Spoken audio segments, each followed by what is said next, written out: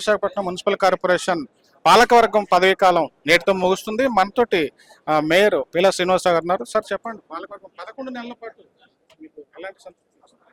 11 నెలల్లో ప్రజలకు అనుకూలంగా చంద్రబాబు నాయుడు గారి నాయకత్వంలో పవన్ కళ్యాణ్ గారు లోకేష్ ఆదేశాల మేరకు విశాఖపట్నంలో పేదవాడి దగ్గరికి వెళ్ళి ఏం కావాలి, ఏ రోడ్లు ఉన్నాయి, ఏ ట్రైన్లు ఉన్నాయని అడిగి పనిచేసే అవకాశం నాకు వచ్చింది.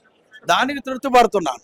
ఎందుకంటే మామూలుగా ఏదో కార్పొరేట్స్ మనకు వర్కులు పెట్టడం, ఆ వర్కులు రియల్ ఎస్టేట్ చేసే గత పార్టీ విధానం కాకుండా ప్రజలకు అందుబాటులో ప్రజలకు అనుకూలంగా ఏ ఏరియాకి వెళ్ళా మా రోడ్డు బాగా వేశారండి చెబితే అది నాకు మంచి అవకాశం.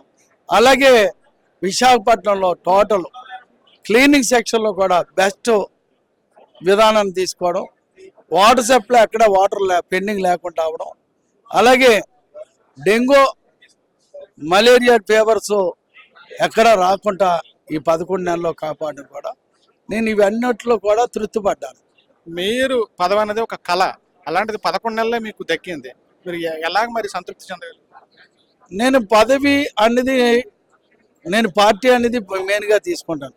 చంద్రబాబు నాయుడు గారు తెలుగుదేశం పార్టీ జెండా తప్ప నాకు పదవి పార్టీ కోసం పనిచేయాలని, పీలాశ్రీని వ్యక్తిగతంగా పనిచేసుకోవాలి కాదు. కాబట్టి నేను ఎప్పుడు కూడా ఎన్ని రోజులు చేశాను కాదు, అంత నీతిగా చేశాననేదే నేను గర్వపడుతూ నేను పనిచేస్తాను. సీనియర్ లీడర్గా భవిష్యత్ ప్రణాళిక ఏంటంటే పార్టీకి సేవ చేయడం.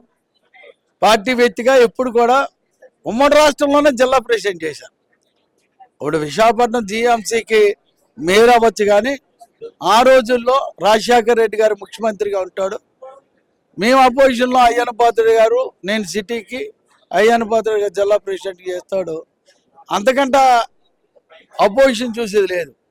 జగన్ అపోజిషన్ కూడా నేను 4 లీటర్గా ఉండి అపోజిషన్ లీడర్గా ఉండి జగన్ అపోజిషన్ చూశాను.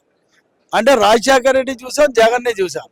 నేను ఎన్టీ రామారావు గారి దగ్గర నుంచి పని చేసుకొచ్చాను పార్టీలో. ఆ రోజు నుంచి ఈ రోజు వరకు నాది ఒకటే జెండా, తెలుగుదేశం జెండా. 11 నెలలు సంతృప్తి చెందారు అసలు? అంటే పదవి కాలం చాలా తక్కువ ఉన్నది. అంటే సంతృప్తి నేనైతే చెందాను.